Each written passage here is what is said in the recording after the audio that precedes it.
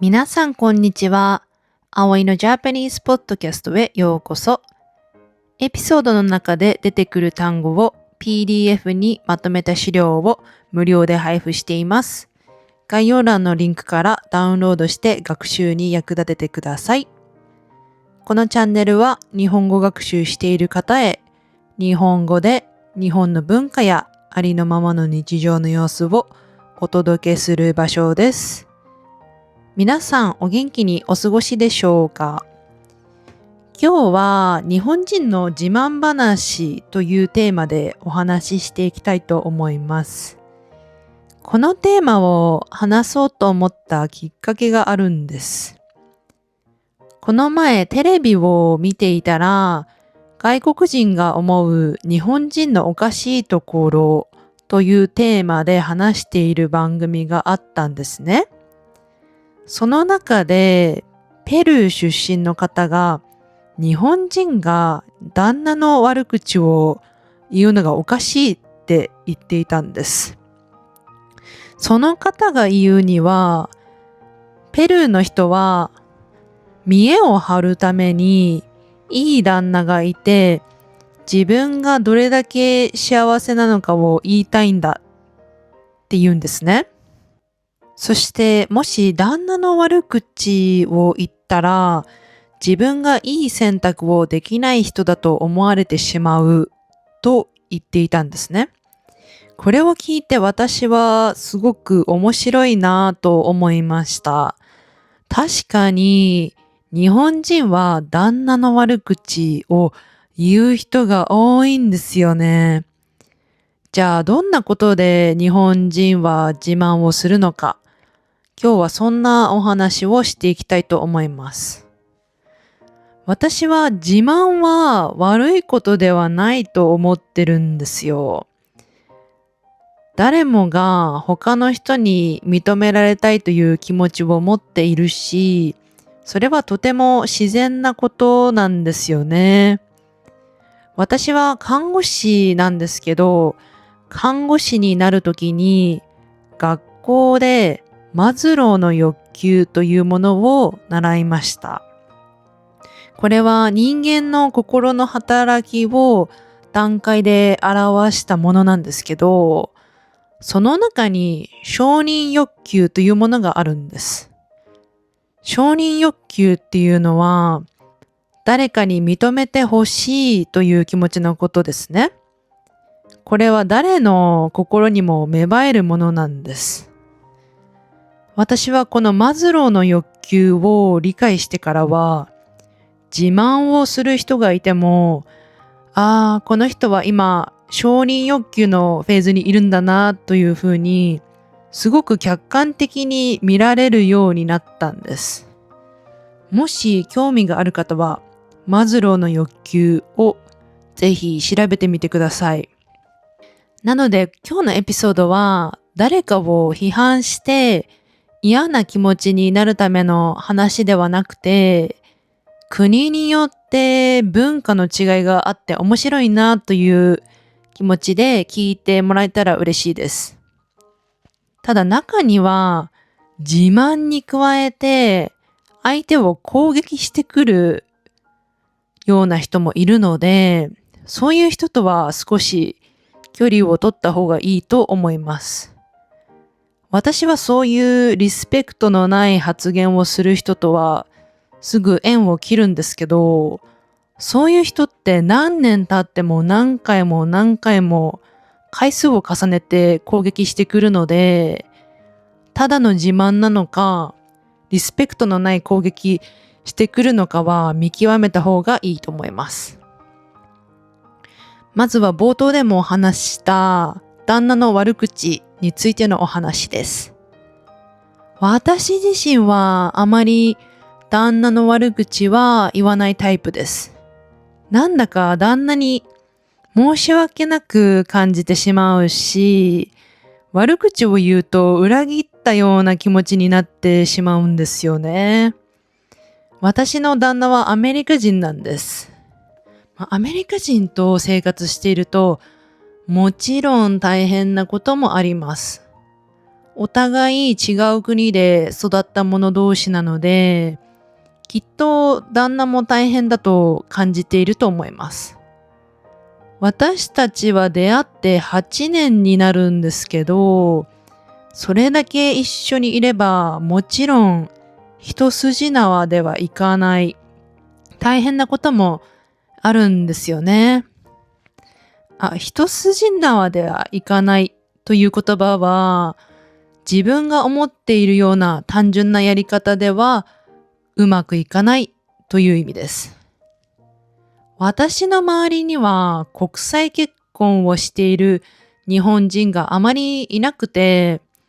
国際結婚ならではの悩みはどうせ分かってもらえないだろうなという気持ちもあります。でも私は結婚というのはそもそも違う家庭で育った者同士の異文化交流だと思っているんですよね。国際結婚だとある程度文化が違うから仕方ないなと割り切れるので、逆にありがたい部分でもあります。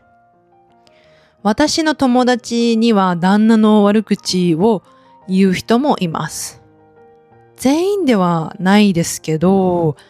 言う人は言いますね。でもそれがすごく悪いことだとも思わないです。結婚している方や付き合いの長いパートナーがいる方ならわかると思うんですけど、全部が完璧で自分の思っている通りの人なんていないんですよね。友達に本音を言うことでストレスを発散できるっていうのもあると思います。逆に、うちの家庭は円満ですっていう自慢をする人は日本ではあまりいない気がするんですよね。彼氏や旦那さんのことをかっこよくて家事もできて優しくてっていう風に話すことを日本語でのろけと言います。これは幸せ自慢というよりはパートナーのことが大好きすぎて心の声が溢れ出てしまうみたいな感じなんですよね。だからのろけは聞いていて微笑ましく思えるんです。でものろけって若い子がするイメージがあるんですよね。私も10代の頃とかは友達ののろけを聞くこともあったんですけど、年を取ってからは最近はすっかり聞かなくなりました。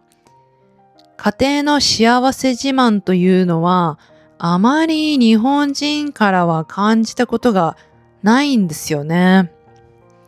これに少し関連して思ったことがあるんです。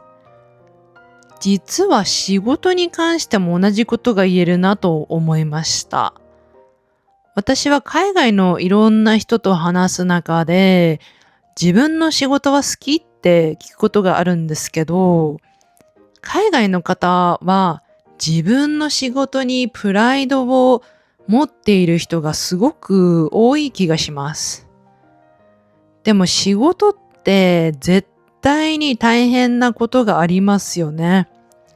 それなのに海外の方はその愚痴をこぼす人が少ない気がするんですよね。これも家庭の幸せを自慢したいのと一緒で、仕事が好きじゃないというと自分の選択が悪かったと思われてしまうからなんですかね。日本人は家庭の話と同じで、仕事についても自分が思っていることを正直に言う人が多い気がします。見栄を張って心の中ではこの仕事大変だなと思っていても、他の人に自分は幸せだと思ってほしいから仕事がすごく好きだっていう人はなかなかいないと思います。じゃあ日本人はどんな手段で自慢をするのか。日本人ならではの自慢をいくつか紹介したいと思います。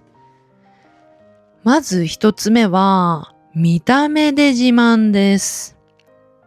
例えば、ブランド物のバッグを持ったり、いい車を買ったり、いい服やジュエリーを身につけたり、特に大きなブランドのロゴが入ったものを身につけている人を見ると、機能性というよりは、ブランドそのものにこだわっている感じがするんですよね。あとはインスタグラムにわざわざおしゃれな映え写真を撮って載せたり。もちろんこれは日本人以外でもする人はいるんですけど、日本人は見た目にこだわる文化が特に色濃い気がします。直接私はお金持ちですとは言わずに、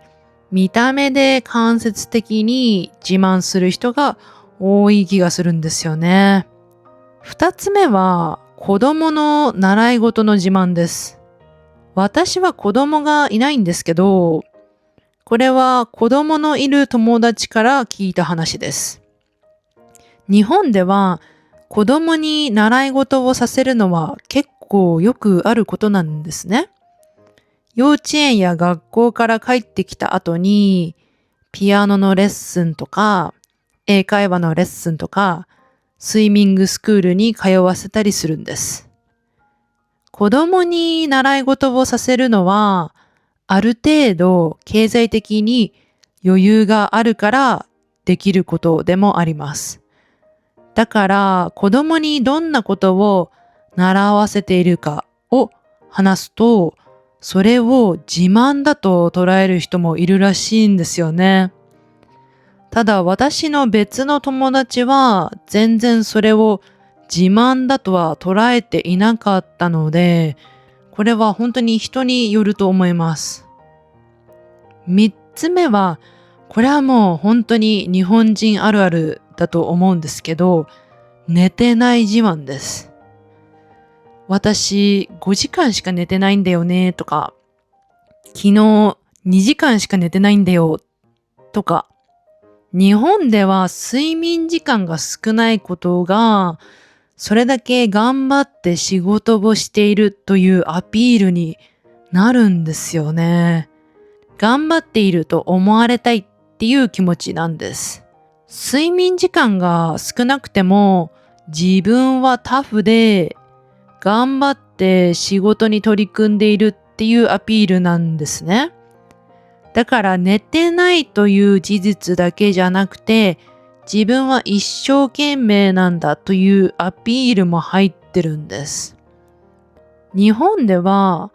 自分のプライベートを犠牲にしてでも仕事に取り組むことが美徳とされているところがあるんですよね。これは日本人特有の自分頑張ってます自慢だと思います。四つ目は、これはよく似ているんですけど、休んでない自慢です。休みの日も返上して仕事しているっていうアピールですね。極端に言うと、休むことが悪いことだと思われているような空気があるんです。自分は休まなくてもずっと頑張り続けられるんだっていうアピールなんですよね。私は休むことも寝ることもすごく大切にするタイプなので、たまに他の人から怠け者だなと思われていないか心配になることがあります。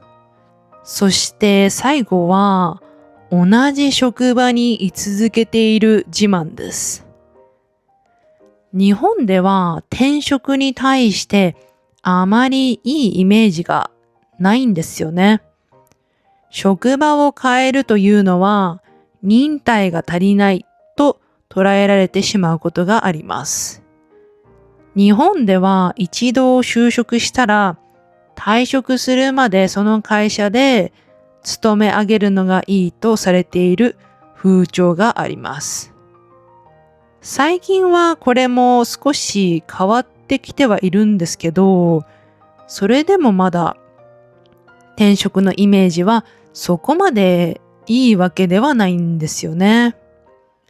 少し嫌なことがあったら、すぐに今の職場を諦めて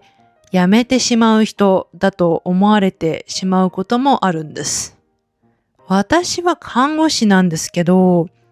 看護師って国家資格ですし、常に人手が足りない業界なんですね。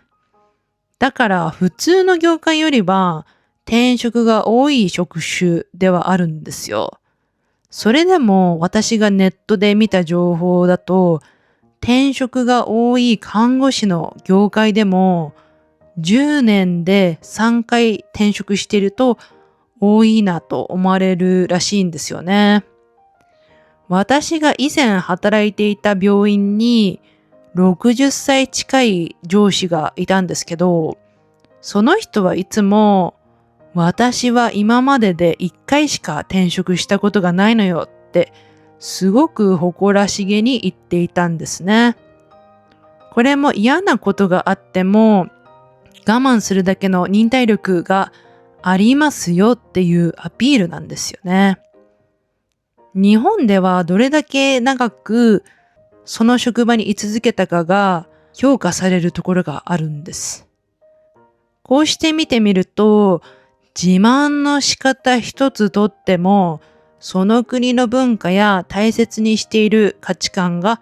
現れていて本当に面白いなと思います。皆さんの国ではどんな自慢が多いですか？よかったらぜひコメントで教えてください。今日も聞いてくれてありがとうございました。ではまた。